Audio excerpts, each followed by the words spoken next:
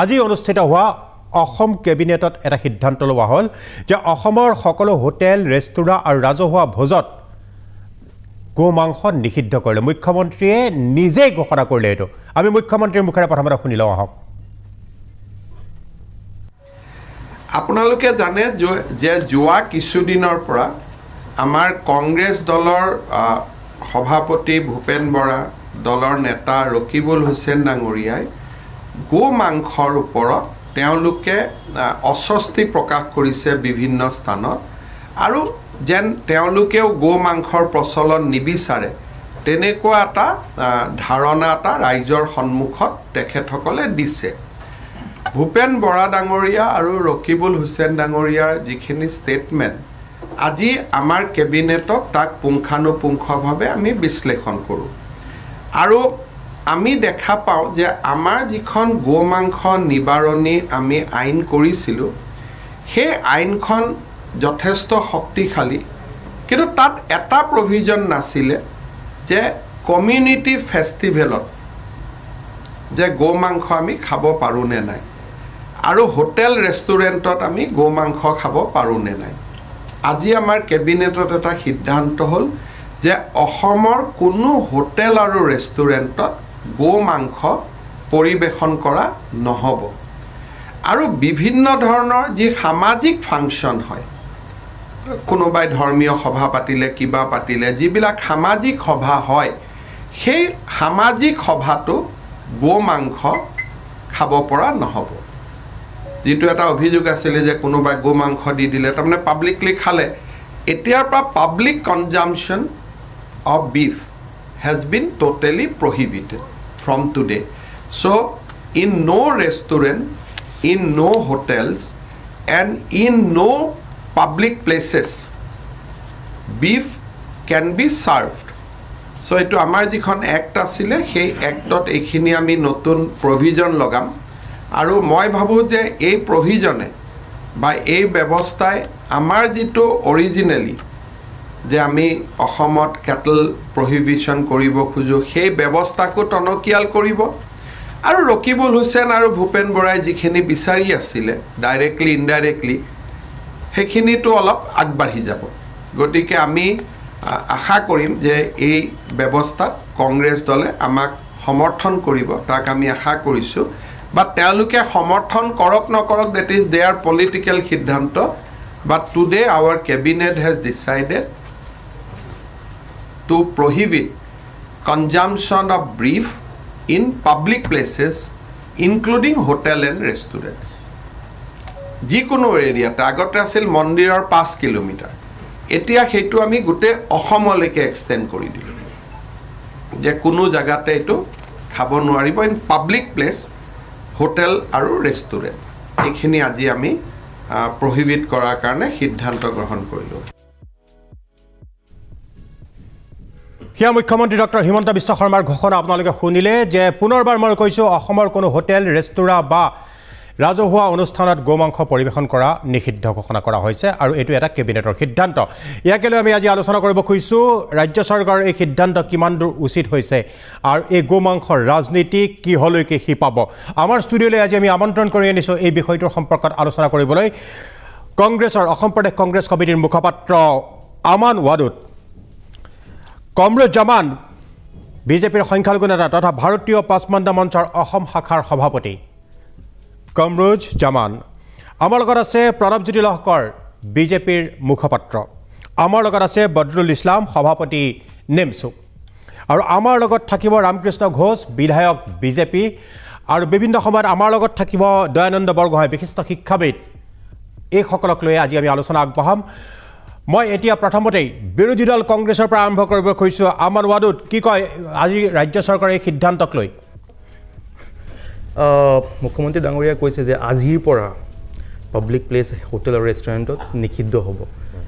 ল পাস কৰিছে নেকি আজি তেও মুখৰে যি ক'ব হেতুৱে ল নেকি গতিকে এটো এটা কেবিনেট সিদ্ধান্ত নাই না তেও কৈছে যে আজিৰ পৰা বন্ধ হ'ব so this is an undemocratic decision যি ধৰণে তেও কৈ আছে যে অগণতান্ত্ৰিক এটা ডিসিশন হয় পইণ্ট নম্বৰ 2 যে বৰদিন আৰু মাত্ৰ 21 দিন বাকি আছে ইয়াৰ আগত এনেকুৱা ধৰণৰ এটা ডিচিশ্যন লোৱাটো কিমান দূৰ যুক্তিসংগত অসমৰ ৰাইজে এইটো ভাবি চাব পইণ্ট নম্বৰ 3 যে সুপ্ৰিম কোৰ্টে এটা জাজমেণ্টত কৈছে যে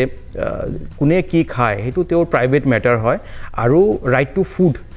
is a part of right to privacy যোনে কি খায় কি নাখায় এইটো right to part of privacy under article 21 of the constitution Bombay হাইকোৰ্টেও এই কথাটো কৈছে যে যেতিয়ালৈকে খাদ্য বস্তুটো হেল্থৰ কাৰণে স্বাস্থ্যৰ কাৰণে ইনজুৰিয়াছ নহয় তেতিয়ালৈকে কোনো অসুবিধা হ'ব নালাগে আৰু মই সেইকাৰণে ভাবোঁ যে এনেকুৱা ধৰণৰ ডিচিশ্যন ফাণ্ডামেণ্টেল ৰাইট ইনফ্ৰিঞ্জ কৰে আৰু যিবোৰ মানুহে যি খাদ্য খায় তাৰ ওপৰত ডাইৰেক্ট প্ৰহাৰ আৰু কমপ্লিটলি আনডেমক্ৰেটিক ডিচিশ্যন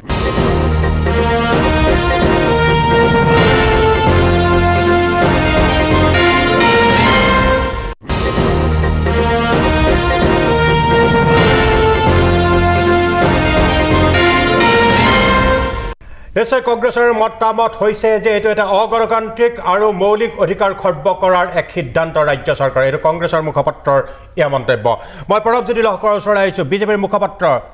আজি ৰাজ্য চৰকাৰ এই সিদ্ধান্তক লৈ আপুনি কি মন্তব্য কৰে নিশ্চিতভাৱে এইটো এটা গুৰুত্বপূৰ্ণ সিদ্ধান্ত আৰু অসমৰ জনগাঁথনিৰ আধাৰত অসমৰ জনসাধাৰণৰ কাৰণে সঁচাকৈ এইটো এটা ভাল সিদ্ধান্ত বুলি ক'ব লাগিব কাৰণ ইতিমধ্যে মোৰ ওচৰত বহা কংগ্ৰেছৰ মুখপাত্ৰজনৰ সৈতে জ্ঞাত যে যোৱা কিছুদিন আগতে তেখেতসকলৰ নেতাই কৈছিলে যে গোমাংসৰ অভিযোগ তুলিছিল যে ৰাজহুৱা স্থানত গোমাংস তেওঁলোকে ভক্ষণ কৰি পেলাই ভোট আদায় কৰাৰ প্ৰচেষ্টা চলাইছিলে বুলি গতিকে ইয়াৰ পৰা এটা বস্তুটো আজি আমি সিদ্ধান্তত উপনীত হ'লোঁ যে আজিৰ পৰা ৰাজহুৱা স্থানত গোমাংস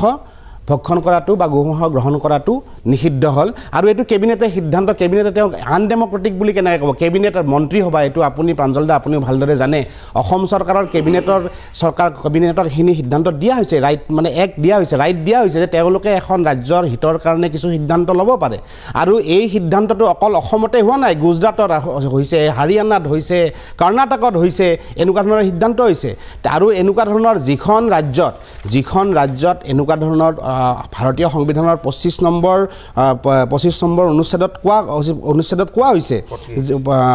25 কোৱা হৈছে সকলো নাগৰিকক ধৰ্মীয় স্বাধীনতাৰ অধিকাৰ প্ৰদান কৰে যিহেতু ধৰ্মীয় অনুভূতিৰ আধাৰত যিহেতু অসমত ধৰ্মীয় সংখ্যালঘুতকৈ আমাৰ সনাতন ধৰ্মৰ সংখ্যা বেছি আছে তো তাত যিহেতু আমি গোমাতাক পূজা কৰা হয় গতিকে সেই গোমাতাক বধ কৰি ৰাজহুৱা স্থানত খোৱাটো হয়তো কিছু ক্ষেত্ৰত এক ধৰ্মীয় অনুভূতিত আঘাত হানিব পাৰে বা এনেকুৱা ধৰণৰ কাৰ্যই কেতিয়াবা হয়তো সাম্প্ৰদায়িক সংঘৰ্ষটো যোগাব পাৰে গতিকে এনে ক্ষেত্ৰত মই ভাবোঁ এইটো এটা উপযুক্ত সিদ্ধান্ত হৈছে আৰু এই সিদ্ধান্ত অকল প্ৰথম অসমতে হোৱা নাই ইয়াৰে আগতে বহুকেইখন ৰাজ্যত এই সিদ্ধান্ত কাৰ্যকৰী হৈছে ইয়াত উচ্চতম ন্যায়ালয়ৰ ৰায় আছে ইয়াত মহামান্য উচ্চতম ন্যায়ালয়ৰ ৰায় আছে ৰাজ্য চৰকাৰৰ বহুতকেইটা নিদৰ্শন আছে এইখিনি মই সুধিব খুজিছোঁ যিহেতু চামগুৰি বিধানসভা সমষ্টিৰ উপ নিৰ্বাচনত আপুনিও আছিলে আপুনিও সেই সমষ্টিটোৰ প্ৰচাৰত জড়িত আছিলে চামগুৰিত আপোনালোকে অৰ্থাৎ বিজেপিয়ে গোমাংস মাৰি একাংশ সংখ্যালঘুলোকক ভোজ ভাত দিছিল চাওক প্ৰথম কথাটো হ'ল অভিযোগটো মোৰ নহয় অভিযোগটো ৰকিবুল হুছেইনৰ মই এই কথাটোৱে ক'ব ওলাইছোঁ যে অভিযোগটোৰ কাৰ মই আপুনি কৈয়ে দিলে যে অভিযোগটো আপোনাৰ নহয় বা অভিযোগটো অসমৰ ৰাইজৰ নহয় অভিযোগটো কংগ্ৰেছ দলৰ নহয় অভিযোগটো কংগ্ৰেছ দলৰ এজন নেতাই ৰাজনৈতিক নেতা এজনে অভিযোগ কৰিছিলে কাৰণ তেখেতৰ পুত্ৰই সেই নিৰ্বাচনত অৱতীৰ্ণ হৈছিলে আৰু তেখেতে নিৰ্বাচন চলি থকা অৱস্থাত যিহেতু আপুনি কৈছে আমি ইয়াত জড়িত আছিলোঁ আৰু বহুত কেইজন ব্যক্তি আছিলে জড়িত আছিলোঁ আমি দেখিছিলোঁ যে পৰম্পৰা অব্যাহত আছিলে যোৱা 30-40 বছৰৰ 25-30 বছৰৰ পৰম্পৰা যে ৰকিবুল হুছেইনৰ পিতৃ ৰকিবুল হুছেইন তাৰে পিছত তেখেতৰ পুত্ৰক যি বংশগত পৰম্পৰা আছিল সেই পৰম্পৰাটো ভংগ হ'বলৈ ওলাইছিলে এজন তৃণমূল পৰ্যায়ৰ পৰা উঠি অহা ভাৰতীয় জনতা পাৰ্টীৰ সাধাৰণ কাৰ্যকৰ্তাৰ হাতত তেওঁৰ দৰে এজন মহাপ্ৰতাপী নেতাৰ পুত্ৰ পৰাস্ত হ'বলৈ ওলাইছিলে আৰু তেখেতৰ হাতত কোনো ধৰণৰ অস্ত্ৰ নাছিলে তেখেতকে ভাৰতীয় জনতা পাৰ্টীৰ লাষ্টত এই ধৰ্মীয় অনুভূতি আনি পেলাই সেই অনুভূতিৰ দ্বাৰা তেখেতে এটা মিছা অভিযোগ দি পেলাই কৰিব খুজিছিলে কাৰণ আমি আপোনালোকৰ সংবাদ মাধ্যমেও জানে যে ভাৰতীয় জনতা পাৰ্টীয়ে চামগুৰি নিৰ্বাচনত প্ৰতি ঘৰ মানুহৰ ওচৰত গৈ পেলাই ভোটৰ কথা কৈছিলে ভোট দিয়াৰ কাৰণে আহ্বান জনাইছিলে তেওঁলোকে উন্নয়নৰ কথা কৈছিলে আমাৰ এইটো কথা তেওঁলোকে যদি ক'লেহেঁতেন যে ভাৰতীয় জনতা পাৰ্টীয়ে চামগুৰিৰ নিৰ্বাচনত জিলাৰ বাহিৰৰ পৰা সমষ্টিৰ বাহিৰৰ পৰা কাৰ্যকৰ্তা আনি পেলাই নিৰ্বাচন লৈছিল তেতিয়া আমি মানি ল'লোহেঁতেন কাৰণ আমিও নিজে সেই জিলাখনৰ নহয় আমি গৈ পেলাই তাত নিৰ্বাচনত প্ৰচাৰ অভিযানত লাগিছিলোঁ কিন্তু কিছুমান বুকুত মিছা কথা ক'লে বেয়া লাগে এনেকুৱা এজন জ্যেষ্ঠ নেতাৰ মুখেৰে শুনিবলৈ বেয়া লাগে তেওঁ আচলতে ক'বলৈ বেয়া দেখি মই তেওঁৰ নিচিনা অসংবিধানিক অসাংবিধানিক শব্দ প্ৰয়োগ নকৰোঁ কিন্তু ৰকিবুল হুছেইন ডাঙৰীয়াই লাষ্টত শেষত হয়তো তেওঁৰ কাম নকৰা হৈ গ'ল তেখেতে ভাবিব নোৱাৰা হৈ গ'ল যে তেওঁ কেতিয়াও ভাবিব পৰা নাছিলে কাৰণ যে আমিও প্ৰথমতে ভাবিছিলোঁ যে আমাৰ মাৰ্জিন ইমান নহ'ব আমিও ভবা নাছিলোঁ আমি ভাবিছিলোঁ আমি 5, 6, 7 হাজাৰ 8 হাজাৰ ভোটত জিকিম কিন্তু চামুগুৰিবাসী ৰাইজে ইমান স্বতঃস্ফূৰ্তভাৱে ওলাই আহি বিজেপিৰ পক্ষত ভোট দিলে যে আমিও হতভম্ব গতিকে তেখেত হতভম্ব হোৱাটো অস্বাভাৱিক নহয় স্বাভাৱিক গতিকে তেখেতে সেইকাৰণে এই ধৰণৰ শব্দবোৰ প্ৰয়োগ কৰিবলৈ বাধ্য হ'ল নিশ্চয় ধন্যবাদ মই বদৰুল ইছলামৰ ওচৰলৈ সভাপতি উত্তৰ পূৰ্বাঞ্চল সংখ্যালঘু ছাত্ৰ সন্থা বদৰুল ইছলাম কি কয় কেবিনেটৰ এই সিদ্ধান্তক লৈ আপোনাৰ প্ৰথম প্ৰতিক্ৰিয়া কি আজি যিটো সিদ্ধান্ত ল'লে আমি কম যে তেওঁলোক এটা আমাৰ সংখ্যালঘু বিৰোধী মানে অকল মুছলমান সংখ্যালঘু বিৰোধী নহয় ধৰ্মীয় সংখ্যালঘু বুলিবলৈ আপোনাৰ খ্ৰীষ্টানো আছে আমাৰ ৱাদুদ্দা কোৱাৰ নিচিনা আগন্তক যি খ্ৰীষ্টানসকলৰ বৰদিন আহি আছে তাৰ আগতে এনেকুৱা এটা সিদ্ধান্ত লৈ মানে তেওঁলোকে সংখ্যালঘু বিৰোধী কাম কৰিছে আচলতে এইটো কোনো যে এনেকুৱা বস্তু নহয় গৰু মাংসটো এনেকুৱা বস্তু নহয় যে মুছলমানসকলে খাবই লাগিব ইছলাম ধৰ্মৰ লোকসকলে খাবই লাগিব কিন্তু আমি এটা ধাৰণা কৰিছোঁ যে প্ৰাক্তন দুই বন্ধু বৰ্তমান কি নাজানো তৰুণ গগৈ ডাঙৰীয়া যেতিয়া মুখ্যমন্ত্ৰী আছিলে সুহাত আৰু বাওহাত স্বৰূপ মানে মুখ্যমন্ত্ৰী ডাঙৰীয়া আৰু ৰকিবুল হুছেইন ডাঙৰীয়াই এই নিৰ্বাচনৰ সময়ত এই নিৰ্বাচন কেন্দ্ৰিক যেটি তেওঁলোকৰ মানে ক্ৰিয়া প্ৰতিক্ৰিয়া বিভিন্ন কথা কৈ আহিছিলে সেই বস্তুটো এতিয়া আইনলৈ ৰূপান্তৰিত হ'ল এতিয়া কিছুমানে কৈ আছে যে এই বস্তুটোৰ বাবে ৰকিবুল হুছেইনেই দায়ী নেকি ৰকিবুল হুছেইনক নিৰ্বাচন কেন্দ্ৰিক টাৰ্গেট কৰি এনেকুৱা কৰি লৈছে নেকি এতিয়া আমি যদি সৰ্বভাৰতীয় পৰ্যায়ত যাওঁ কিছুমান কোম্পানী আছে মই যদি এই বস্তুটো দেখাওঁ আৰু দাদা যিটো কৈছিলে আমাৰ বিজেপিৰ দাদাই যে এইটো ধৰ্মীয় তেওঁলোকৰ আঘাত হয় মুছলমানসকলে খালে মইতো ভাবোঁ যে যিটো আপোনাৰ হাঁহটোতো বিষ্ণুৰ অৱতাৰ হাঁহটো কেতিয়া বন্ধ হ'ব হাঁহটোতো বন্ধ নকৰে গৰুটোক লৈ ইমান মানে ৰাজনীতি চলে এইবোৰ আপোনালোকৰ এটা সাম্প্ৰদায়িক ৰাজনীতি আচলতে এই সাম্প্ৰদায়িক ৰাজনীতিবোৰ আপোনালোকে বন্ধ কৰিব লাগে আপোনালোকেতো হাঁহ কেতিয়াও বন্ধ নকৰে আপোনালোকে হাঁহ বন্ধ কৰিব নেকি দাদা হাঁহটো আপুনি পূজা কৰে নেকি নহয় কি আপোনালোকৰ বিষ্ণুৰ অৱতাৰ নহয় নেকি বিষ্ণু নহয় হাঁহটো বিষ্ণু নহয় বিষ্ণুৰ অৱতাৰ বিষ্ণু কোন হয় এতিয়া বিষ্ণু কোন হয় আপোনালোকৰ ভগৱান হয় আপোনালোকে যদি বিষ্ণু আপুনি বিষ্ণু ভগৱান বুলি নামানে নেকি আপোনালোকে বিষ্ণু ভগৱান বুলি নামানে নেকি আপোনাৰ জ্ঞানৰ অভাৱ আপুনি বিষ্ণুৰ অৱতাৰ বুলি কৈছে হাঁহটো মানে হাঁহটো হেৰিৰ অৱতাৰ নহয় সৰস্বতীৰ অৱতাৰ হেৰি হয় ৰাজহাঁহ সৰস্বতী বিদ্যাৰ অধিষ্ঠাতা হাঁহটো সৰস্বতীৰ অৱতাৰ গতিকে আমি হাঁহটোক পূজা কৰোঁ কাৰণে আমি পাব্লিকলি তাত তাক হেৰি নকৰোঁ নহয় নাখাওঁ নহয় আপুনি হাঁহটোক শুনক গৰুটোক আমি পূজা কৰোঁ আমি কি কৈছোঁ যে গৰুটো যিহেতু হিন্দু সনাতন ধৰ্মত পূজা কৰা হয় সেইকাৰণে সেই ধৰ্মীয় অনুভূতিত যেন আঘাত নহয় পাব্লিকলি সেইকাৰণে খাবলৈ ভক্ষণ কৰিবলৈ মানা কৰিছে আপোনালোকে যদি কয় যে আমি হাঁহক পূজা কৰোঁ তেতিয়াৰ পৰা আমিও হাঁহটো পাব্লিকলি নাখাওঁ আমি কৈ দিলোঁ যে আপোনালোকে কালিৰ পৰা কওক যে আমি হাঁহটো পাব্লিকলি পূজা কৰিম হাঁহক পূজা কৰিম আৰু আমি আহ্বান কৰিছোঁ যে হিন্দু সমাজে সনাতন ধৰ্মীসকলে হাঁহটো পাব্লিকলি নাখাওক এতিয়া মই আপোনাক মই গুগলৰ পৰা চাৰ্চ কৰিছোঁ মই আপোনালোক দেখাম যে সৰ্বভাৰতীয় পৰ্যায়ত কিমান ডাঙৰ কোম্পানী আছে তাৰ মালিক কিন্তু মুছলমান নহয় যেনেকৈ Al Kabir exports private limited its owner name mister Satish and Mrs Atul Sabharwal তেওঁলোকৰ হৈছে মুম্বাইৰ আৰু Arabian exports private limited owner's name হৈছে মিষ্টাৰ সুনীল কাপুৰ দাদা ৱাইন শ্বপ থকা বহুত লোকে আৰু দুটা কৈছোঁ MKR frozen food expert private limited মালিক হৈছে মদন এবট এইটো আছে দিল্লীত চণ্ডীগড়ত আছে PML ইণ্ডাষ্ট্ৰিজ প্ৰাইভেট লিমিটেড মালিক হৈছে AS বিন্দ্ৰা নাম দিছে আৰবিয়ান কাম কৰিছে আপোনালোকৰ সনাতনী লোকসকলে গতিকে চাওক গৰু মাংস যে অকল মুছলমান বা খ্ৰীষ্টান খায় সেইটো নহয় যদি আপুনি দক্ষিণ ভাৰতলৈ গৈছে আপুনি দেখিব অমুছলমান লোকেও বহু অমুছলমান লোকেও তাতে কিন্তু গৰু ভক্ষণ কৰিছে কেৰেলাত মানে আপুনি মোক দাদা আমাৰ মাজতে কৈছোঁ বেয়া নাপাব আপুনি এটা কথা কৈছে না আজি যে মুখ্যমন্ত্ৰী মহোদয় কেবিনেটত সিদ্ধান্ত দিছে যে পাব্লিক প্লেচত হোটেল ৰেষ্টুৰেণ্ট পাব্লিক প্লেচত আপুনি ঘৰৰ ভিতৰত খাইছে এইটো চাব নাযায় নহয় আপুনি কথাটো বুজিবলৈ চেষ্টা কৰক পাব্লিক প্লেচত কৰিছে এইটো ৰাজহুৱা স্থানত হেৰি হোটেলত খাইছে কাৰণ চাওক তাতে কোনোবা সনাতন ধৰ্মী লোকেও খাব পাৰে কোনোবা বেলেগ মানুহ খাব পাৰে বেয়া পাব পাৰে আপুনি দেখিব য'ত আমাৰ এই মুছলমান হোটেলবিলাক আছে আৰু তাতে সাইনবোৰ্ড লিখা থাকে বিসমিল্লাহ হোটেল বা কিবা হোটেল অমুক হোটেল তমুক হোটেল দাদা আপুনি জানে নে নাই নাজানো আপুনি শুনক অসমত যিমান এতিয়া মাংস চলি আছে সকলো শিক্ষিত মানুহ অসমত শুনক অসমত যিমান মাংস চলি আছে মই শুনক মাংসৰ দোকানী যিমান আছে এইটো জানিবলগীয়া কথা মই কওঁ অসমত যিমান মাংসৰ দোকান বৰ্তমান চলি আছে 80% মাংস দোকানত কিন্তু হালাল কৰা হয় আমাৰ সনাতন ধৰ্মৰ লোকে কিন্তু সেই মাংসৰ দোকানৰ পৰা মাংস কিনা বন্ধ কৰা নাই মাংস কিনি খাই আছে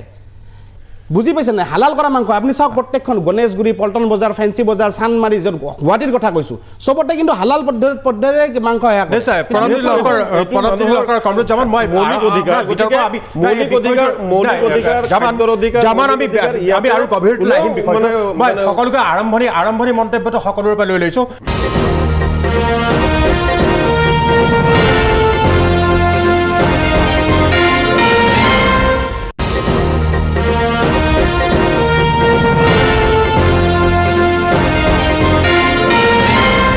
মই আহিছোঁ কমৰুজ জামানৰ ওচৰলৈ কমৰুজ জামান বিজেপিৰ এগৰাকী সংখ্যালঘু নেতা তথা ভাৰতীয় পাচমাণ্ডা মঞ্চৰ অসম ৰাজ্যিকৰ সভাপতি কি কয় কেবিনেটৰ এই সিদ্ধান্তক লৈ চাওক প্ৰথম কথা হ'ল কাৰণ সেইকাৰণেই কমৰুজ জামান নিজেও এজন ধৰ্মীয় সংখ্যালঘু নেতা আৰু সেয়েহে এই প্ৰশ্নটো তেওঁৰ কাৰণে কমৰুজ জামান ধৰ্মীয় সংখ্যালঘু নেতা আৰু তেওঁৰ বিজেপিৰ এটা সহযোগী সংগঠনৰ তেওঁ এগৰাকী নেতা সেইকাৰণে এই কেবিনেটৰ সিদ্ধান্তক তেওঁ গ্ৰহণ কৰিবনে নকৰে তেওঁ গ্ৰহণ কৰিবনে নকৰে কথাটো হ'ল এনেকুৱা যে চাওক আজি যি গোমাংস কেন্দ্ৰিক ইছ্যু লৈ পেলাই যিটো ৰাজনীতি আজি আৰম্ভ হ'ল এইটো আৰম্ভণি আপুনি সূত্ৰপাতটো চাব লাগিব এই সূত্ৰপাতটো গোটেইখিনি সূত্ৰপাত কংগ্ৰেছ দলে কৰিছে আৰু বিশেষকৈ ইয়াৰ নেতৃত্ব লৈছিলে ৰকিবুল হুছেইন ডাঙৰীয়াই ৰকিবুল হুছেইন ডাঙৰীয়াৰ পুত্ৰ যেতিয়া তানজিল হুছেইন এটা মক্কেল তাক মানে শিক্ষাগত কোনো অৰ্হতা নাই তাক বিভিন্ন বিদ্যালয়ত নামভৰ্তি কৰাৰ কাৰণে মহাবিদ্যালয়ত নামভৰ্তি কৰাৰ কাৰণে নামভৰ্তি কৰাৰ কাৰণে ৰ'ব মোৰ কথাখিনি ক'ব দিয়ক আপুনি যেতিয়া ক'ব তেতিয়া আপোনাৰ আগত নাই আপুনি এনেকুৱা ধৰণৰ আপুনি কথাখিনি তেতিয়া ক'ব পাৰ্লিয়ামেণ্টাৰী ৱাৰ্ড নক'ব আপুনি তেতিয়া ক'ব আপুনি কি কথা কৈছে আপোনাৰ কথাৰ লগত মোৰো কিছুমান কথা আছে আপুনি কি ভাষা ইউজ কৰিছে এই তানজিল হুছেইন ভালকৈ যেতিয়া লিখা পঢ়া কৰাৰ কাৰণে এটা উচ্চ শিক্ষাৰ কাৰণে এটা স্কুললৈ মানে নামভৰ্তি কৰাব নোৱাৰিলে বিভিন্ন ভাৰতবৰ্ষৰ অসমৰ বিভিন্ন বিদ্যালয় মহাবিদ্যালয়ত ঘূৰালে কিন্তু নামভৰ্তি কৰাব নোৱাৰিলে সেই নামভৰ্তি কৰাব নোৱাৰাৰ কাৰণে সেই ল'ৰাটোক নি পেলাই যিটো ল'ৰাই একো হিতাহিত জ্ঞান নাই ৰাজনৈতিক জ্ঞান নাই লিখা পঢ়াৰ কোনো অৰ্হতা শিক্ষাগত কোনো অৰ্হতা জ্ঞান নাই সেই ল'ৰাটোক নি পেলাই চামগুৰি ৰাইজৰ মূৰৰ ওপৰত জাপি দিব বিচাৰিলে তেতিয়া চামগুৰিবাসী ৰাইজে বুজি পালে যে এতিয়া যিহেতু চামগুৰি ৰাইজৰ এটা উপ নিৰ্বাচন আছিলে উপ নিৰ্বাচনৰ সময়ত দেখা পালে যে বিগত সময়ত ৰকিবুল হুছেইনৰ দেউতাই এইখন সমষ্টি 10 বছৰ নেতৃত্ব দিলে তাৰপিছত ৰকিবুল হুছেইনে প্ৰায় 25 বছৰ নেতৃত্ব দিলে তেতিয়া ৰকিবুল হুছেইন যেতিয়া ডুবিৰ আঙত হ'ল তেতিয়া ৰকিবুল হুছেইনে তাৰ পুত্ৰক যেতিয়া নেকি তাত নি পেলাই চামগুৰিত সংস্থাপন দিব বিচাৰিলে ৰাজনৈতিকভাৱে তেতিয়া চামগুৰি ৰাইজে বুজি পালে যে যিটো ল'ৰাই লিখা পঢ়াৰ কোনো অৰ্হতা নাই ৰাজনৈতিক কোনো ন্যূনতম জ্ঞান নাই সেই ল'ৰাটোক যেতিয়া জাপি দিব বিচাৰিলে চামগুৰি ৰাইজৰ মূৰৰ ওপৰত সেই কথা চামগুৰি ৰাইজে বুজি পাই পেলাই উন্নয়ন আৰু বিকাশৰ ৰাজনীতিৰ লগত মিলাই পেলাই যিটো অসমৰ মুখ্যমন্ত্ৰীৰ ডক্টৰ হিমন্ত বিশ্ব শৰ্মাৰ এটা শ্লোগান আছিলে বিকাশ আৰু উন্নয়ন সেই উন্নয়ন আৰু বিকাশৰ ৰাজনীতিৰ লগত চামগুৰি ৰাইজে তাক প্ৰত্যাখ্যান কৰাৰ লগে লগে ৰকিবুল হুছেইনে সেই কথাটো ক'ব বিচাৰিছোঁ প্ৰত্যাখ্যান কৰাৰ লগে লগে ৰকিবুল হুছেইন ডাঙৰীয়াই যেতিয়া নিৰ্বাচনত পৰাজয় হোৱাৰ পিছত তাৰ নিজৰ মই ভাবোঁ মানসিকভাৱে কিছু তাৰ মতিভ্ৰম ঘটিছে কাৰণ সি আবুল তাবুল ভকা আৰম্ভ কৰিছে প্ৰথম এটা কথা ক'লে গোমাংসৰ প্ৰসংগৰ কথা কোৱাৰ আগতে দুদিন আগতে যে মিয়াৰ ওচৰলৈ যিটো ৰাজনৈতিক দলেই যাব সেই ৰাজনৈতিক দলেই ধ্বংস হ'ব সেই কথাটো কিন্তু ৰকিবুল হুছেইনে ৰূপীয়াত সমষ্টিৰ চামগুৰি সমষ্টিৰ ৰূপী বজাৰতেই এই কথাটো কৈছিলে কাৰণ যে কৈছিলে যে অসম গণ পৰিষদৰ ওচৰত মিয়া যোৱাৰ কাৰণে মিয়াৰ ওচৰত অসম গণ পৰিষদ যোৱাৰ কাৰণেই অসম গণ পৰিষদ ধ্বংস হ'ল কিন্তু ঠিক তদ্ৰূপ এতিয়া বিজেপিত মিয়া যোৱাৰ কাৰণে বিজেপি ধ্বংস হ'ব যদি মিয়া জাতিটো ইমানেই বেয়া কংগ্ৰেছ দলৰ কাৰণে বা ৰকিবুল হুছেইনৰ কাৰণে বিশেষকৈ মই কংগ্ৰেছ দলৰ কাৰণে ক'ম কাৰণ তেখেত এজন উপদলপতি কাৰণ এইকাৰণে মই তেখেতক ক'ম কথাটো এতিয়া উপদলপতি নহয় এতিয়া সাংসদ হ'ল কাৰণ তেতিয়া এজন বলিষ্ঠ নেতা তেখেতে কংগ্ৰেছৰ এজন দক্ষ নেতা বুলি মই ক'ব লাগিব কাৰণ সুদীৰ্ঘ সময়ত কংগ্ৰেছত নেতৃত্ব দিয়াইছিলে তাৰপিছত তেখেতে যেতিয়া গম পালে যে এতিয়া আৰু মিয়া পলিটিক্স নাখাটে এতিয়া আৰু মিয়া মানুহখিনি মিয়া বুলি কোনো জাতি নাই চাওক মিয়া হ'ল এটা সন্মানীয় শব্দ আৰু মিয়া শব্দটোক অপমান কৰি দি আহি গ'ল গোমাংসৰ প্ৰসংগলৈ যেতিয়া গোমাংসৰ প্ৰসংগলৈ আহিলে মই প্ৰথমেই আহ্বান জনাম চামগুৰিত বিজেপিয়ে গোমাংসৰ ভোজ ভাত দিছিল নেকি নাই এইটোতো সম্পূৰ্ণ এটা ৰকিবুলৰ এটা নিৰ্বাচনী এজেণ্ডা আছিলে আৰু ৰকিবুলে এইটো এটা মানে কমিউনেল ভায়োলেন্স সৃষ্টি কৰাৰ কাৰণে ৰকিবুলে এনেকুৱা শব্দ ব্যৱহাৰ কৰিছিলে গোমাংস বিক্ৰী কৰা সেইসমূহ হোটেল আৰু ৰেষ্টুৰেণ্টত গুৱাহাটীৰ ইছলামপুৰত উপস্থিত আছে মোৰ সতীৰ্থ সাংবাদিক আছিক হুছেইন আছিক ইছলামপুৰত আপুনি উপস্থিত আছে সেই হোটেলসমূহত যি হোটেলসমূহত বা ৰেষ্টুৰেণ্টসমূহত গোমাংস বিক্ৰী কৰা হয় সেই তাৰ স্বত্বাধিকাৰী বা তাৰ কৰ্মচাৰী বা মেনেজাৰসকলৰ প্ৰতিক্ৰিয়া কি নিশ্চয়কৈ প্ৰাঞ্জল ফুকন আপুনি কোৱাৰ নিচিনাকৈ এতিয়া সেই এটা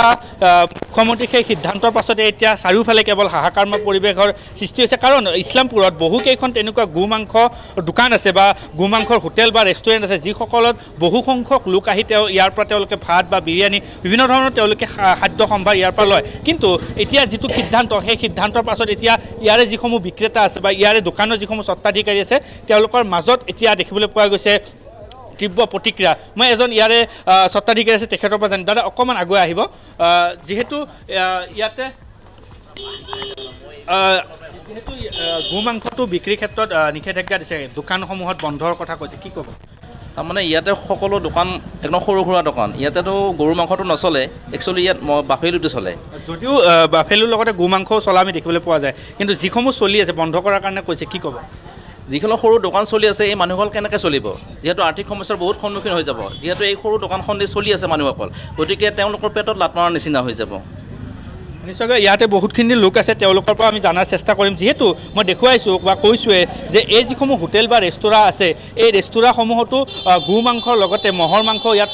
বিক্ৰী কৰা হয় আৰু সেই মহৰ মাংস বা গো মাংস বিক্ৰী কৰা যিসমূহ জীৱিকা নিৰ্বাহ কৰি চলি আছে তেওঁলোকৰ মাজত এতিয়া মাধমাৰ হ'ব বুলি কৈছে আৰু ইয়াত কেইজনমান লোক আছে স্থানীয় লোক আছে তেওঁলোকৰো বিভিন্ন ব্যৱসায় কি ক'ব বিচাৰিব গো মাংস ৰেষ্টুৰাঁ বা হোটেল বন্ধ কৰাৰ নিৰ্দেশ দিছে আজি শুনাবলৈ দিয়া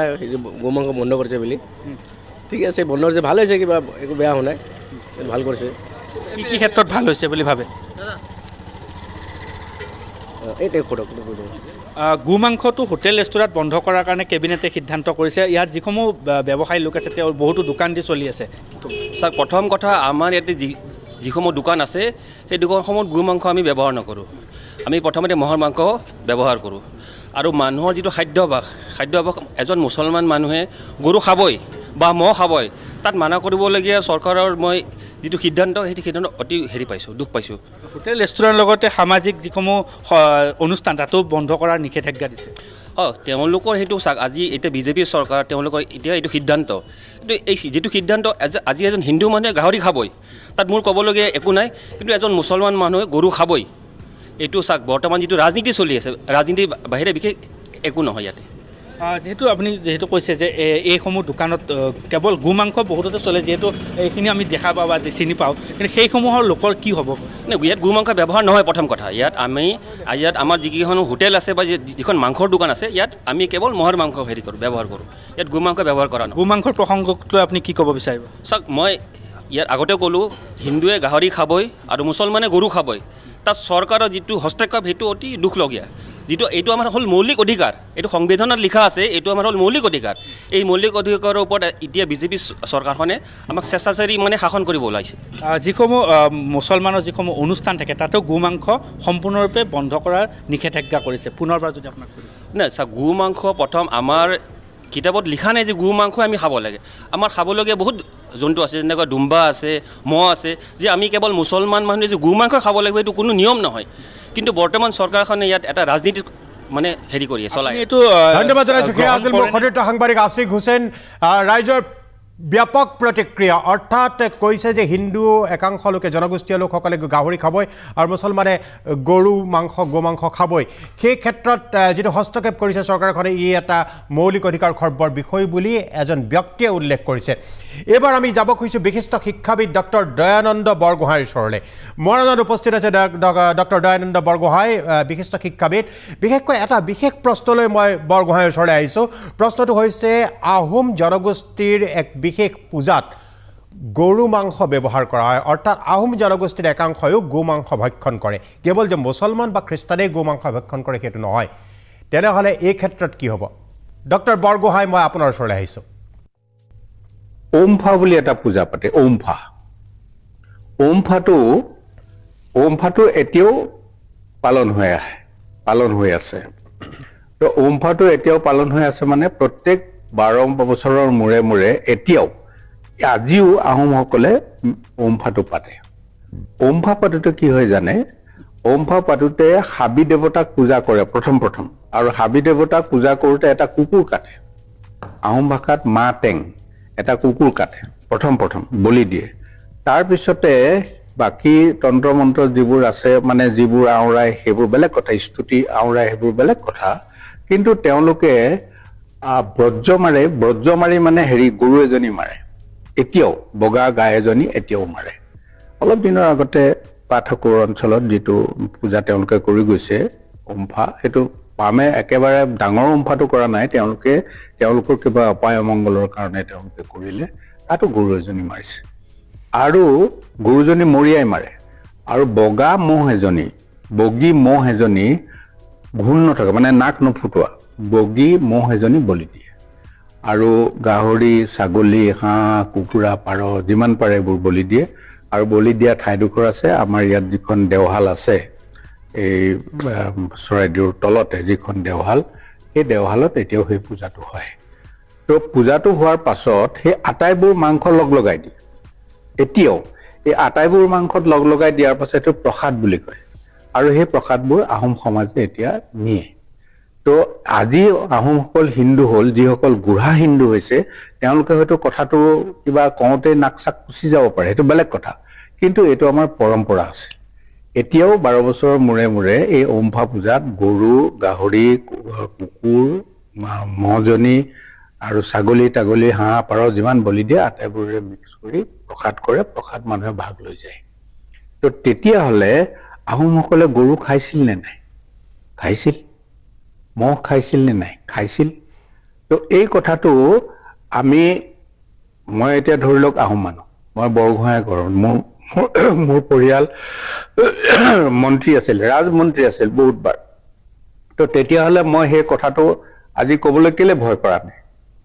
এই কাৰণে ভয় কৰা নাই এইটো আমাৰ পৰম্পৰা আৰু এই পৰম্পৰাটো এতিয়াও ধৰি ৰখা হৈছে মোৰ দ্বিতীয় প্ৰশ্ন যে ধৰ্মৰ লগত মাংস সামৰি এক ৰাজনীতি কৰা হৈছে নেকি ডক্টৰ বৰগোহাঁই মাংস যেতিয়া খোৱা যায় এইটো এনিমেল প্ৰটিন বুলি খাব লাগে এনিমেল প্ৰটিন জন্তুৰ প্ৰটিন এইটো সেইটো মাংস হাতী নে ঘোঁৰা নে মাছ নে কিবা নে সেইবোৰ ভাবিবলৈ দৰকাৰ নাই এইটো খালে যদি এনিমেল প্ৰটিন খোৱা যিসকলে নাখায় ভাৰতবৰ্ষত বহুত মানুহে নাখায় বুঢ়া হিন্দুবোৰে নাখায় গতিকে বুঢ়া হিন্দুবোৰে নোখোৱাটো তাৰ অৰ্থ এইটো নেকি যে ভাৰতবৰ্ষত মাছ মাংস নচলে চলে এতিয়া কথা হ'ল এই যিটো ধৰ্মান্ধতা এই ধৰ্মান্ধতাটো পৰিহাৰ কৰিব নোৱাৰিলে আমাৰ ক্লাছ সদায় থাকে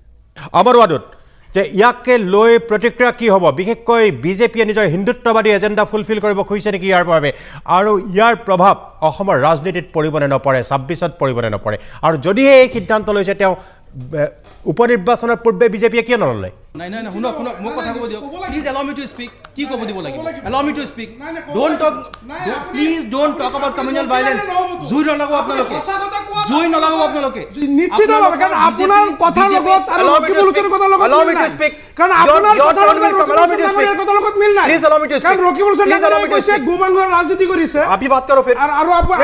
আপুনি তাৰ বিৰোধিতা কৰিছে মানে কংগ্ৰেছ দলটোতেই আপোনালোকৰ কংগ্ৰেছ দলটোতেই আপোনালোকৰ হেৰি নাই বিজেপিত থাকিলে এনেকুৱা ধৰণৰ জুই লগোৱা কথা ক'লে আপুনি ওপৰত যাব পাৰিব সেইকাৰণে আপোনালোকে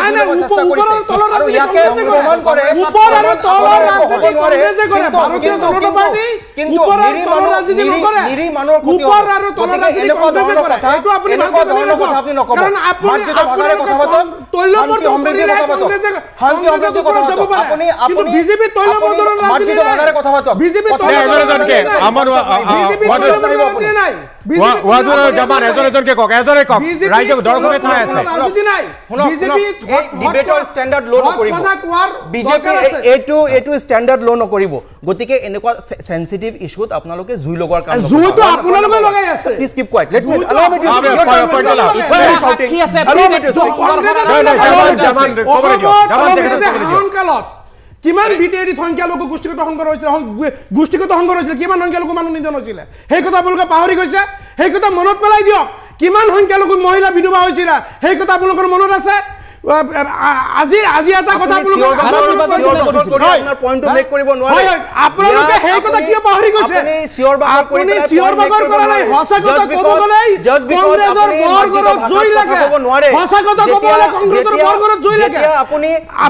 কংগ্ৰেছৰ পেনালিষ্ট ডাঙৰীয়া ডিবেটত আমাৰ নদুৰ ডাঙৰীয়া আপোনাক এটা কথা কওঁ আপুনি আনপাৰ্লিমেণ্টাৰী ৱাৰ্ড ইউজ কৰে আপোনালোকৰ কংগ্ৰেছ জমান মই আপোনাৰ ওচৰত আহি কংগ্ৰেছ জমান মই আপোনাৰ ওচৰত আহি আছো কংগ্ৰেছ জমান মই আপোনাৰ ওচৰত আহি আছো মেক ইউৰ পইণ্ট কংগ্ৰেছ জমান মই আহি আছো আপোনাৰ ওচৰত মেক ইউৰ পইণ্ট চিঞৰ বাখৰ কৰি মেক ইউৰ পইণ্ট এতিয়া আপোনাৰ ষ্টেজৰ ওপৰত উঠি যাব ভয় নকৰিব বিজেপি আপোনাক প্ৰমোশ্যন দিব বিজেপি আপোনাক প্ৰমোশ্যন দিব আপোনালোকে কমিউনেল কথা কৈ থাকক আপোনালোকে বিজেপি আপোনাক প্ৰমোশ্যন দিব অসমৰ সাম্প্ৰদায়িক এক মিনিট মই এতিয়া ৰামকৃষ্ণ গোচৰৰ ওচৰত আহিব কৈছো না আপুনি চাওক ইয়াত বুজোৱা মানুহ বিজেপি ভাবিছে অসমত কংগ্ৰেছ জমানৰ মিউট কৰা কংগ্ৰেছ জমানৰ মিউট কৰা কংগ্ৰেছ জমান তেখেতক ক'বলৈ দিয়ক তেখেতক ক'বলৈ দি লওক আপুনি মন্তব্য দিব তেখেতক কৈ লওক চাওক এনেকুৱা ডিবেট এনেকুৱা ষ্টেণ্ডাৰ্ড চাওক ইয়াত আপুনি বিজেপিৰ গোটেই ইতিহাস উঠাই চাওক হিন্দু মহাসভাৰ পৰা RSSৰ পৰা গো মাংসৰ ওপৰত তেওঁলোকে সদায় ৰাজনীতি কৰিছে আজি এতিয়াও ৰাজনীতি কৰি আছে he is again speaking please keep quiet কিয় নকম what kind of person you are আপুনি কৈ যাওক না আপোনাৰ কথা কি এই প্ৰেছ কনফাৰেন্স এতিয়া মই মূল ইস্যুত আহিছো এই প্ৰেছ কনফাৰেন্সত আৰু কি কোৱা হৈছিলে যে সামগ্ৰীত কি হৈছিলে 100টাতকে গাড়ী বেছি তাত ধ্বংস কৰা হৈছে ভাঙি দিয়া হৈছে MLA গাড়ী ভাঙি দিয়া হৈছে election commission please keep quiet election commission of India আপুনি ধমকি দিব নকব election commission of India election commission of India চৰকাৰ থাকোতে ডেক্সিৰ পৰা বাদ লৈ গৈছিল কংগ্ৰেছে খেতিৰ পৰা ধান কাটি লৈ গৈছিল হেইকো আপুনি পাহৰি গৈছে কংগ্ৰেছ জমান আপনি direct point what is direct come to the point কেবাটাও objection election commission of India দিয়া হৈছে যে কি ধৰণে তাত অধিকাৰীবোৰে পক্ষপাতি কৰি আছে খটুৱাল থানাৰ ওসি মই ইস্যুত মানে গোমাংখটো কংগ্ৰেছে ৰাজনীতিৰ কাৰণে কৰিছে কাৰণে তেখেতে গোমাংখৰ ওপৰত ক'ব নোৱাৰে সঁচা কথা আপুনি দাদা গোমাংখৰ ওপৰত তেওঁলোকক ক'ব নিদিয়ে এটা স্টেটমেন্ট তাৰ পৰা উঠাই পেলাই তেওঁলোকে ৰাজনীতি কৰি আছে মুখ্যমন্ত্ৰী ডাঙৰীয়া আপুনি স্টেটমেন্ট উঠাই চাওক তো ডিনাই কৰিছে না নাই তো ডিনাই কৰা নাই আজি তেওঁলোকে কেবিনেটত এনেকুৱা ধৰণৰ ডিসিজন ইউজ কৰিছে আপোনালোকে চিঞৰ বাখৰ কৰি থাকক সঁচা কথা আপুনি সামগ্ৰীৰ কথা বহুত কথা কোৱা হৈছে you will have to allow me to speak যে সামগ্ৰীত লেভেল প্লেইং ফিল্ড নাছিলে অসমৰ ইতিহাসত আজিলৈকে এনেকুৱা ধৰণৰ কত ভায়োলেন্স হোৱা নাই সামগ্ৰীত হৈছে এখন সামগ্ৰীত 15 বছৰ কংগ্ৰেছ চৰকাৰ থাকোতে গণতান্ত্ৰিকভাৱে মানুহক মুক্তভাৱে বুজাই দিব দিয়া নাই স্পিক দ্য ট্ৰুথ সামগ্ৰী ইলেকশন কমিশনৰ কংগ্ৰেছ চৰকাৰ থাকোতে আচ্ছা আপোনাৰ সামগ্ৰী ৰাইজক গণতান্ত্ৰিকভাৱে মুক্তভাৱে ভোট কংগ্ৰেছ মই আহিব সেই কথা আপোনালোকে পাহৰি গৈছে ৰামকৃষ্ণ ঘোষ পাহৰি গৈছে ঘৰৰ পৰা খুলি লৈ গৈছিলে ডেক্সিৰ পৰা ৰামকৃষ্ণ ঘোষ লৈ গৈছিলে কেবিনেটৰ সিদ্ধান্তক আপুনি এই সিদ্ধান্ত কিমান দূৰ ভাল পদক্ষেপ বুলি মই ভাবো এইটো এটা ভাল পদক্ষেপ বুলি ভাবো ভাৰতত কি হয় মেজৰিটি গ্ৰুপৰ যেটো সন্মান কৰে গো মাতাক আমি সন্মান কৰো আজি হাজাৰ হাজাৰ বছৰৰ পৰা এই ভাৰতবৰ্ষৰ মানুহে সন্মান কৰে হিন্দু মুছলমানৰ কথা নাই ইয়াতে হিন্দু মুছলমানৰ কথা কিয় আহে এইবিলাক লৈ কিয় হাল্লা কৰে ইয়াত কিয় ডাঙৰ কথা কয় এইবিলাক কথা ক'ব নাপায় আজি এটা মেজৰিটি গ্ৰুপৰ কাৰণে মেজৰিটি গ্ৰুপ বুলি নহয় ভাৰতীয় কালচাৰৰ ভিতৰত এটো পৰে এটো হিন্দু মুছলমানৰ কথা নহয় সেই হিচাপে কিয় ল'ব লাগে কোনো ল'ব নালাগে মোৰ মতে এটো এটা ভাল পদক্ষেপ আমাৰ আসাম চৰকাৰক আমি ধন্যবাদ জনাব লাগে তেখেতে এটা বোল্ড ষ্টেপ লৈছে না আমাৰ মুখ্যমন্ত্ৰী ডাঙৰক ধন্যবাদ জনাও মই বিজেপিৰ MLA বুলি কোৱা নাই অলপ চিন্তা কৰক না কিয় সন্মান কৰিব নালাগে আমি হিন্দু মানুহবিলাকে হিন্দু মানুহে যদি এটো নিবিচাৰে এটো সন্মান কৰিব লাগে আমি মাতা বুলি যদি মানু তেতিয়ালে আমাক কিয় সন্মান কৰিব নালাগে আজি বাংলাদেশত কি হৈছে আপোনালোকে চাওকচোন অলপ সহ্য নকৰে হিন্দু বিলাকক মাৰি কাটি শেষ কৰি আছে মন্দিৰ বিলাক ধ্বংস কৰি আছে তাতে আজি এইবিলাক লৈ অসমত প্ৰচেছন হ'ব লাগিছিল মই বিধানসভাতো কৈছো যে অসমৰ সংখ্যালঘু সম্প্ৰদায়ে এটোৰ প্ৰতিবাদত কৰিব লাগে যদিও অসমৰ তথা ভাৰতৰ মেজৰিটি মুছলমান সমাজে এই বাংলাদেশৰ ইউনিয়ন চৰকাৰক মানে তেখেতে গালি দিছে তো কথাটো হল কি মানে সমালোচনা কৰিছে মোৰ কথাটো হ'ল এটা ভাল পদক্ষেপ আমি হিন্দু মুছলমান সকলে মিলি কৰিব লাগিব আৰু এটা ভাল পদক্ষেপক আমি সন্মান জনাও আপোনালোকক সন্মান জনাও সবে সন্মান জনাও খাদ্যাভ্যাসৰ ওপৰত আপোনালোকৰ এই আঘাত কোনে কি খায় সেইটো নিজৰ ব্যক্তিগত পছন্দৰ কথা কোনে কি খায় এইটো নিজৰ ব্যক্তিগত কোনে কি খায় এই কথাটো কিয় কয় কোনে কি খায় এইটো কোনে কৈছে আপুনি কোনে কৈ আছে কোনে কি খায় মানে গোবৰ খাব নেকি গোবৰ খালে সন্মান কৰিম নেকি আমি মোৰ ৰাস্তাৰ কাষতে যদি কোনো গোবৰ খায় তাক আমি সন্মান কৰিম তাক আমি হস্পিটালত লৈ যাম তাক ট্ৰিটমেণ্ট কৰিব লাগিব যেটো কোনোবা যদি কৈছে কোনে কি খায় চাব নালাগে তো এই কথাটো কিয় কয় আপোনালোকে আমি যদি ভাৰত মাতাক আমি যদি গো মাতাক খাদ্যৰ ওপৰত অধিকাৰ কি ক'ব কিয় সন্মান কৰিব নালাগে আৰু সম্প্ৰদায়ৰ মানুহে কিয় কি খাদ্যৰ অধিকাৰ আমাৰ সন্মান নাই নেকি এইটো এটা আমাৰ ধৰ্মীয় স্বাধীনতা নাই নেকি আমাৰ ধৰ্মীয় স্বাধীনতা নাই নেকি আমাৰ ধৰ্মীয় স্বাধীনতা সন্মান কৰিব নালাগে নেকি শুনক এইবিলাক কথা কৈ লাভ নাই সৰুহৰা কথা খাদ্য এইটো খাদ্য হিচাপে আমি লোৱা নাই নহয় কিয় আপোনালোকে খাদ্য কথা কয় এইটো খাদ্যৰ ভিতৰত নপৰে আমি নামানো আমি ভাৰতবৰ্ষৰ মানুহে আজি হাজাৰ হাজাৰ বছৰ পৰা আমি গো মাতা হিচাপে লৈছো মা হিচাপে লৈছো এই মাক আমি সন্মান কৰিব লাগে আমি যদি হিন্দু ধৰ্মৰ মানুহে যদি সন্মান কৰিছো কিয় অইন ধৰ্মৰ মানুহে কিয় সন্মান কৰিব নালাগে কিয় কথা কয় এইটো খাদ্য হিচাপে কিয় লৈ যায় এনেকা ল'ব নালাগে এনেকা আমাৰ সন্মানক হাৰ্ট কৰিব নালাগে মোৰ কথা এইখিনি আছিলে মোৰ কথা হ'ল আপোনালোকে এনেকা চিন্তা কৰক যে বেলেগ এটা সম্প্ৰদায়ৰ মানুহ বেলেগ এটা ধৰ্মীয় গোষ্ঠীৰ সম্প্ৰদায়ৰ মানুহ গৰুক মাতা হিচাপে লয় আজি এইটো এটা ভাল এইটোতো বহুত আগতে ডিচিশ্যন হ'ব লাগিছিলে অসমৰ মেজৰিটি সংখ্যক মুছলমান সম্প্ৰদায়ৰ মানুহে বহুতে মোক কয় যে এইটো বন্ধ হ'ব লাগে ধন্যবাদ জনাইছো ৰামকৃষ্ণ ঘোষ ডাঙৰীয়া ৰকিবুল হুছেইন ডাঙৰীয়া স্বাগতম জনাইছো আমাৰ সবিশেষলৈ কি কয় আজি গো মাংস নিষিদ্ধ কৰা হৈছে অসমৰ হোটেল ৰেষ্টুৰাঁ আৰু ৰাজহুৱা ভোজত মুখ্যমন্ত্ৰী ডাঙৰীয়া আমাৰ প্ৰশ্নটো উত্তৰ দিয়া নাই আমি কৈছিলোঁ আপুনি আইনটো ভংগ কৰিছিল নে নাই তেওঁতো কৰিছোঁ বুলি ক'লে আইন ভংগ কৰা এতিয়াতো আইনটো নতুন কৰিছেহে এক্সিষ্টিং যিটো আইন যিটো চিঞৰি বিধানসভাত তেওঁ পাছ কৰিলে সেইটো ভংগ তেওঁ কৰা বুলি নিজে স্বীকাৰেই কৰিছে স্বীকাৰ কৰাৰ পাছত তেওঁৰ বিৰুদ্ধে ব্যৱস্থা হ'ল নে নাই তেওঁ ল'লে নে নাই হোম মিনিষ্টাৰ হিচাপে এতিয়া তেওঁ যিটো কৰিছে এইটো মই সুধিব বিচাৰিছোঁ যে এইটো যে তেওঁ কৰিলে তেওঁ শ্বিলঙলৈ গৈ এইটো এইবিলাক কথা ক'বলৈ যায় তেওঁ মুখ্যমন্ত্ৰীৰ লগত হাত মিলাব নিমিলে তেওঁ মিলাব নে নিমিলায় তেওঁ আমেৰিকা লণ্ডনত গ'লে 5 কিলোমিটাৰ দূৰত থাকিব নাথাকে দেখুৱাবৰ কাৰণে যে এইবিলাক কৰি আছে নিৰ্বাচনত জিকাব তেওঁ এতিয়া মোৰ চিৰাচিৰ ইমান দূৰতে নালাগে যোৰাবাটৰ ওচৰেদি এনেকৈ গৈ শ্বিলঙলৈ গ'লে মুখ্যমন্ত্ৰীৰ লগত হেণ্ডশ্বেকটো কৰিব নাই দুয়ে হাতখন এনেকৈ বান্ধি থাকিব কিয় দেখুৱায় মানুহক এইবিলাক মানুহে চব তেওঁ চল চাতুৰি বুজি পায় কওক তেওঁ নেডাৰ হেৰি হিচাপে গোটেই নৰ্থ ইষ্টত এইটো বন্ধ কৰিব তেওঁতো অকল অসমৰ মুখ্যমন্ত্ৰী নহয় ভাৰতবৰ্ষৰ বিজেপিৰ নেতা সেয়া ধুবুৰীৰ সাংসদ ৰকিবুল হুছেইনৰ মন্তব্য তেখেতে কৰা অভিযোগৰ ভিত্তিতে এই বিতৰ্ক হৈছিল মই পুনৰ আহিছোঁ বিশেষকৈ উত্তৰ পূৰ্বাঞ্চল সংখ্যালঘু ছাত্ৰ সন্থাৰ সভাপতিৰ ওচৰলৈ বদৰুল ইছলাম ডাঙৰীয়া ইয়াক লৈ পৰৱৰ্তী আপোনালোকে কিবা পদক্ষেপ ল'ব নেকি নাই ইয়াক লৈ পৰৱৰ্তী পদক্ষেপ বুলিবলৈ একো নাই কিন্তু আমি এটা আহ্বান জনাব বিচাৰিম যিহেতু এইটো আমি খাওঁ আমাৰ খাদ্যৰ অধিকাৰ মৌলিক অধিকাৰ গতিকে এই যিটো আজি সিদ্ধান্ত ল'লে এই সিদ্ধান্তটো মই পুনৰ বিবেচনা কৰাৰ কাৰণেহে আজি মই অনুৰোধ জনাম নহয় যিহেতু ইয়াত এটা ৰাজহুৱা অনুষ্ঠানৰ কথা কোৱা হৈছে এতিয়া আমাৰ বিশেষকৈ মই গাঁৱৰ পৰা আহিছোঁ গাঁও অঞ্চলত আপুনি দেখিব যেতিয়া আমাৰ বিয়া হয় আজি কমৰুল ভাইও আজি স্বীকাৰ কৰিব লাগিব তেওঁ যদি বিজেপিৰ হয় কালিলৈ যদি তেওঁৰ গাঁৱৰ এখন বিয়া হয় সামাজিকভাৱে ৰাজহুৱা স্থানত তাতে গৰু কাটিবই তাত কমৰুল ভাইও ৰখাব নোৱাৰে বিজেপি হৈ যাব যদি হিন্দু ভাইসকলক নিমন্ত্ৰণ কৰা হয় আমি হিন্দুক সন্মান কৰিব জানো আৰু আমাৰো ন্যূনতম জ্ঞান হ'লেও আছে যে হিন্দুক মাতিলে আমি গৰু নুখুৱাওঁ বা গাহৰি নুখুৱাওঁ ছাগলী নুখুৱাম তেওঁলোকে যিটো খায় আমি সেইটোৱে খুৱাম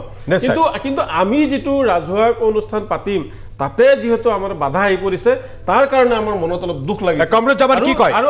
আপুনি কি কয় যে ৰাজহুৱা অনুষ্ঠানত আপোনালোকৰ ধৰ্মীয় বিশেষকৈ ইছলাম ধৰ্মীয় লোকৰ বিয়া সভা-সাজিত যেতিয়া বন্ধ কৰিব তেতিয়া ইয়াৰ এটা প্ৰতিক্ৰিয়া হ'ব নে নহয় খাবনে নাই কমৰুল জামান কি কয় আপুনি মই সেই ভিডিঅ'টো কালেক্ট কৰিম আপুনি যদি কয় কাৰণে প্ৰথম দায়ী হ'ল ৰকিবুল হুছেইন ডাঙৰীয়া নাই মই ৰকিবুল হুছেইনৰ কথা কোৱা নাই আপুনি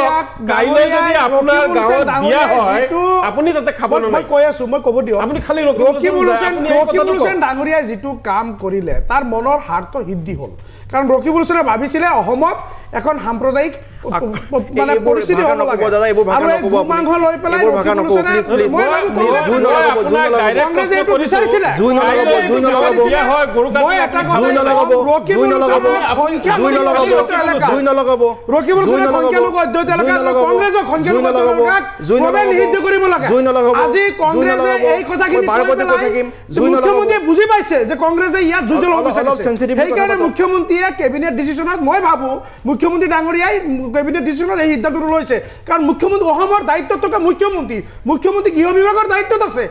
অসমত যদি ল এণ্ড অৰ্ডাৰ চিটুৱেশ্যন হয় অসমত সৃষ্টি হয়